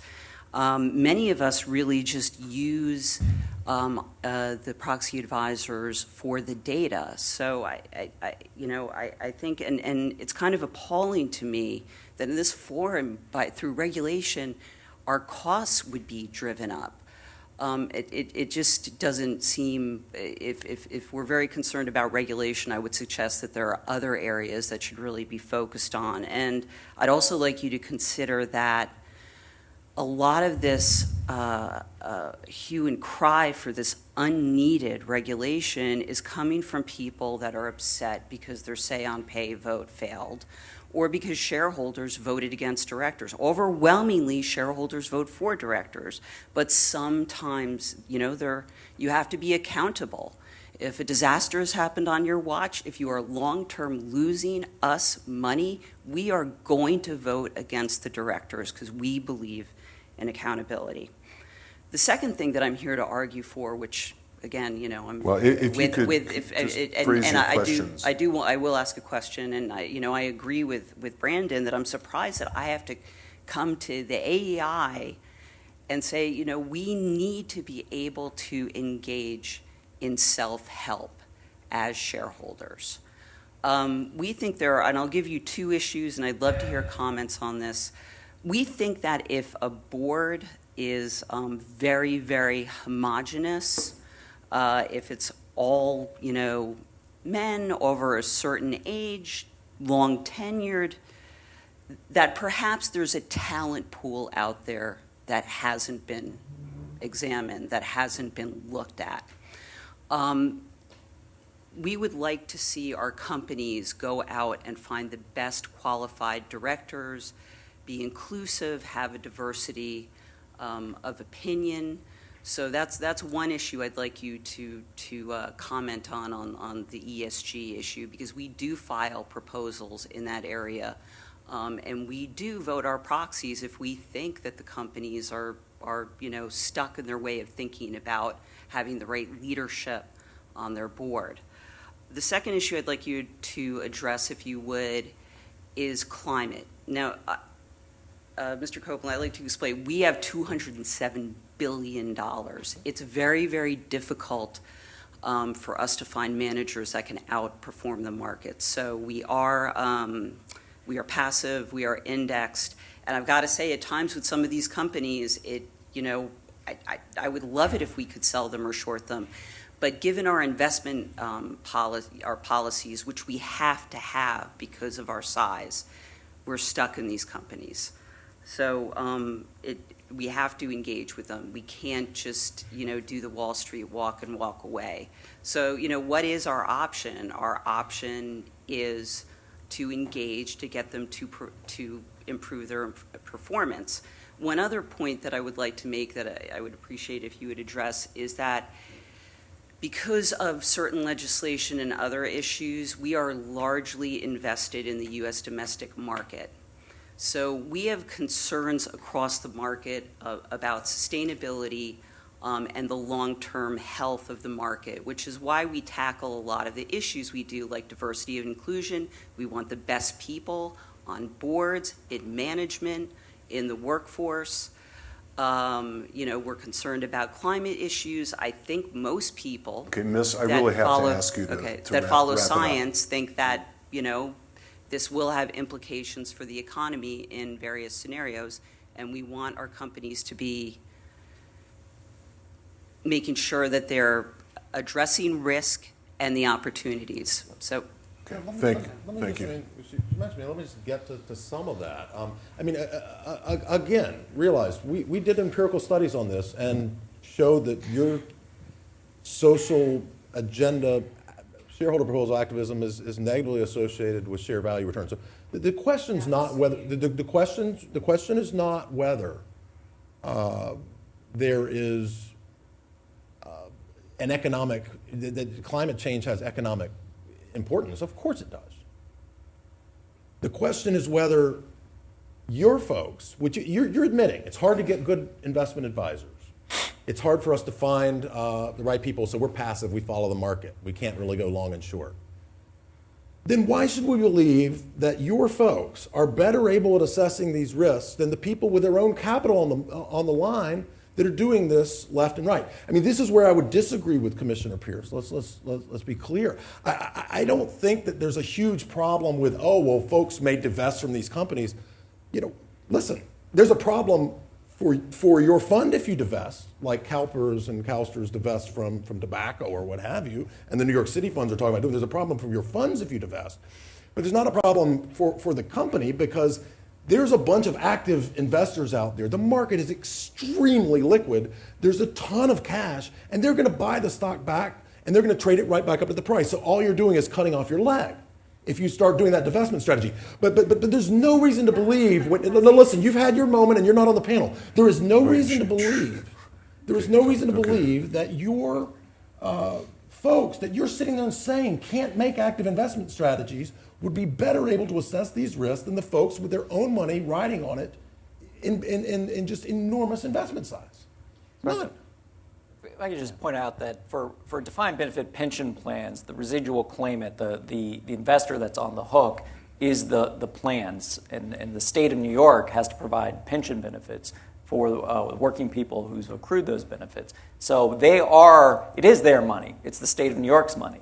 Is that dynamic likely to erode, Brandon, over the next 20 years as Illinois and other government pension plans find themselves unable to pay their I can promises? tell you that speaking from a pension plan investment perspective, we desperately need investment returns to pay promised benefits. That's rule number 1, 2, and 3.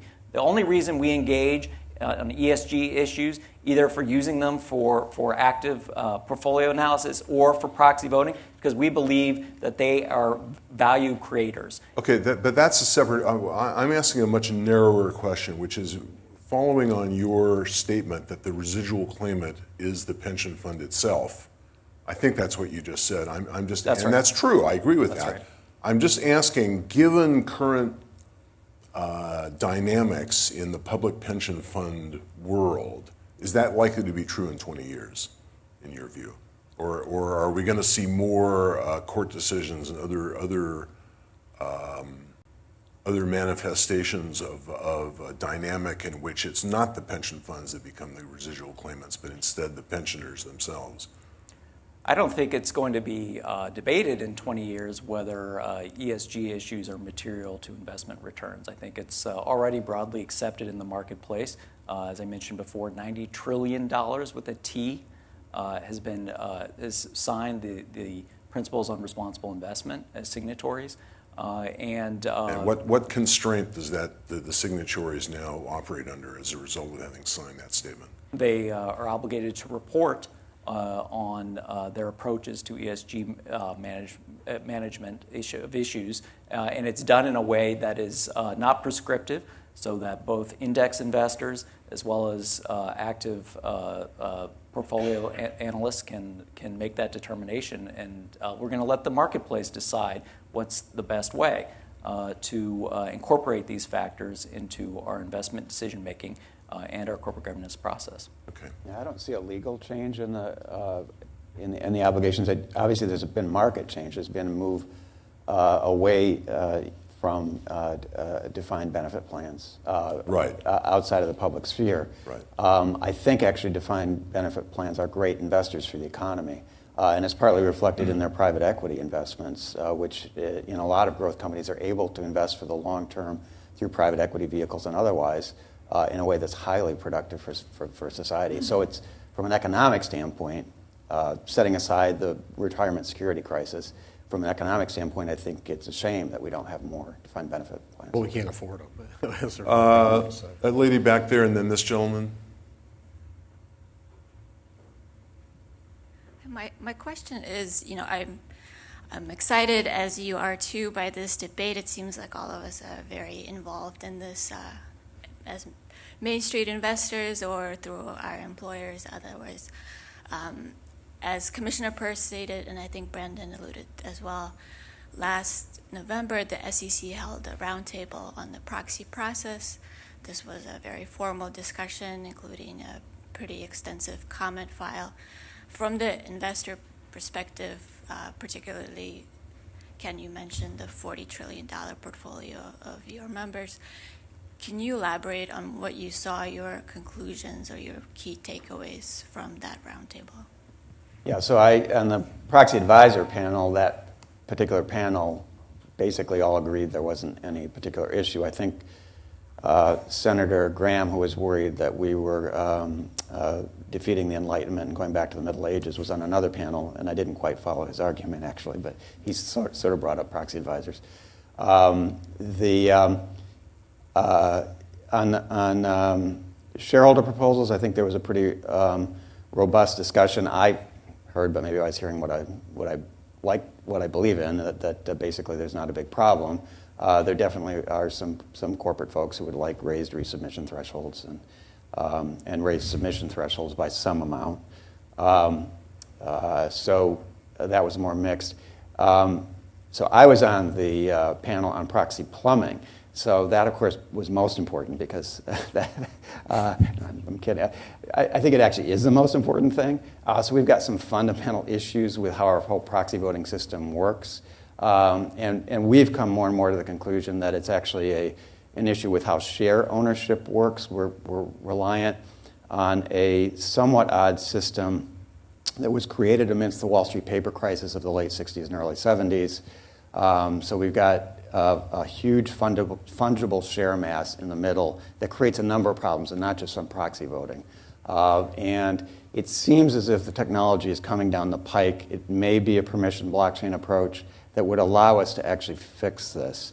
So we would like to see the SEC actually focus some attention on the major problem, and they are focusing some attention, but with just proxy plumbing. And by the way, there's a short-term fix that they did not put on the Reg Flex rule change, but probably because it doesn't need to be rule change, but certain steps that the SEC could take to essentially enable vote confirmation, which is what our members want. They want to actually be able to see that their votes were cast in the numbers and in the way that they intended.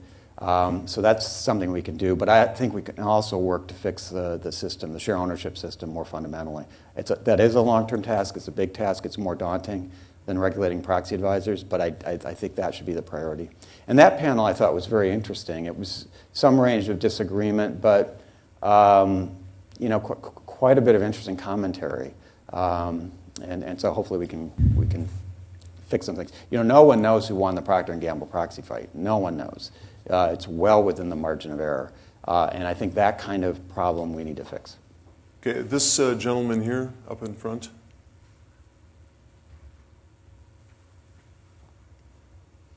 Okay. Here, Isaac, thank you. Hi, Tim Doyle from the American Council for Capital Formation. Nice to see many of you again. I'll try to keep it here as a question, and it's specifically something, Brandon, that you brought up, and it has to do with the SEC's exclusions to shareholder proposals, and in particular, the business exception or the micromanaging aspect of that has been in the news of late, as in this last proxy season, probably started the year before. Just wanted to get your thoughts on whether you think that will be expanded or be broadened out in what types of proposals can be excluded based on the increasing use of ESG proposals at shareholder meetings. I'd be happy to respond to that. The purpose of the ordinary business exemption for shareholder proposals is to separate out issues that are the province of management and the board of directors to decide versus those in which it's appropriate for the shareholders to weigh in. That's been a balancing act that's always been part of the shareholder proposal rule since the exemption was added in. The point I would make is that the number of shareholder proposals that are being submitted and excluded on ordinary business grounds has waxed and waned, but is not something that is, I think all parties, both issuers, management, as well as investors, would benefit from a better understanding of the SEC's thought process in the decision to exclude a particular proposal.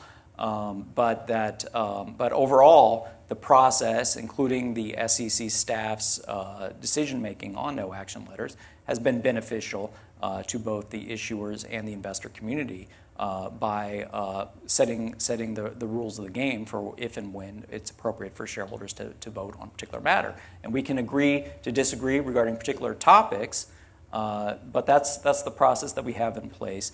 And as far as I'm concerned, the criticisms of the shareholder proposal rule, sound a lot like criticisms of shareholder democracy. And as people all remember, Winston Churchill said, well, it's the worst of all systems except for all the others. So.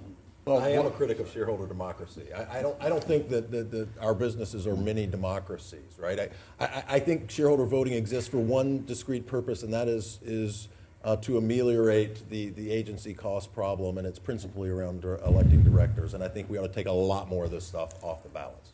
Well, and Unfortunately, this is not about free speech because, it's so bound by regulation in all respects. And it is, after all, a contract between the shareholders and among themselves and the corporation, ultimately.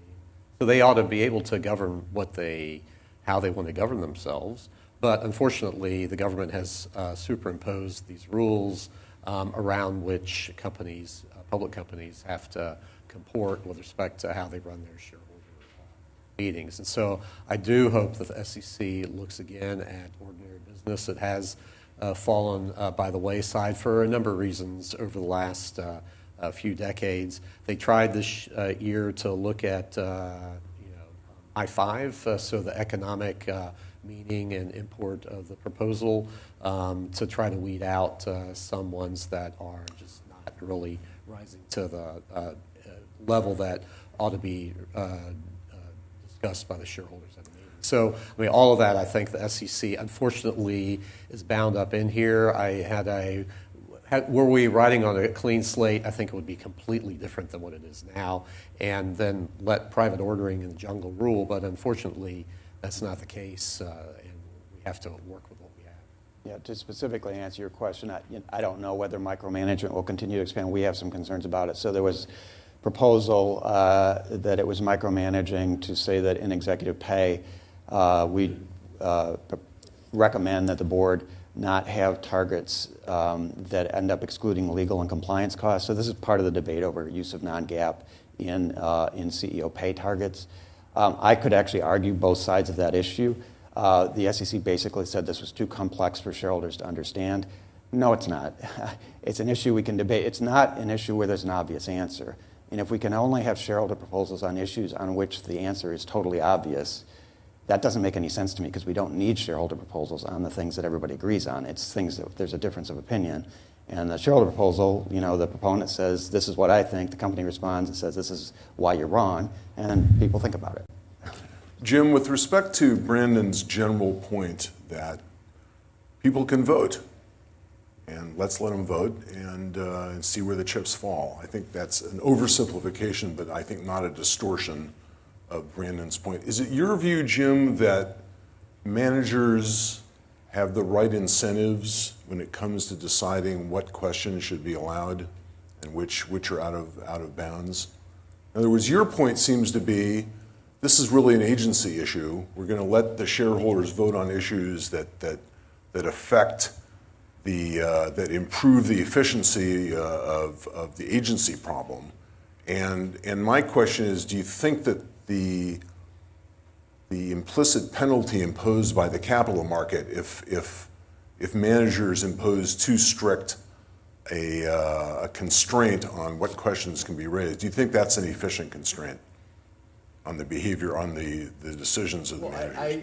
I'm not saying managers' incentives are properly aligned here, but I think it's very important to narrow around that shareholder wealth maximization norm, that materiality norm, because once we deviate away from that one thing and we start debating all these broad policy issues, we're undercutting the very decision-making system real agency costs are high. They are high between managers and shareholders, and yet we see this is the dominant form of corporate governance. Why is that? It has to be around this decision-making question, because otherwise we could have employee-owned companies or ag cooperatives or mutual companies or all sorts of other things that have limited liability and that also have non-promised cash flows, and there'd be lower agency costs, right? So it's very important not to undercut that. So I think the notion, let's just let everyone vote on it, that's not what voting rights are for. And you've got to realize that the voters themselves have their own agency costs, big time. BlackRock has huge agency costs. Captive public pension funds have enormous agency costs. Corporate CEOs have huge agency costs. Well, Executive exactly. compensation is all out of control. And the ability of shareholders to not be able to pass advisory proposals on issues like executive compensation is damaging the ability of shareholders to control those agency costs. Okay, I have to cut it. It's noon. We're done. Our panel deserves a really hearty round of applause.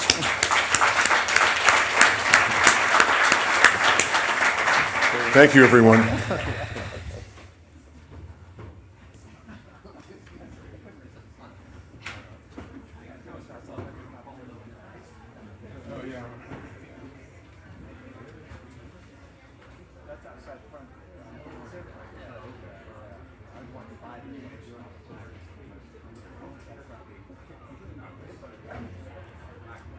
Hey.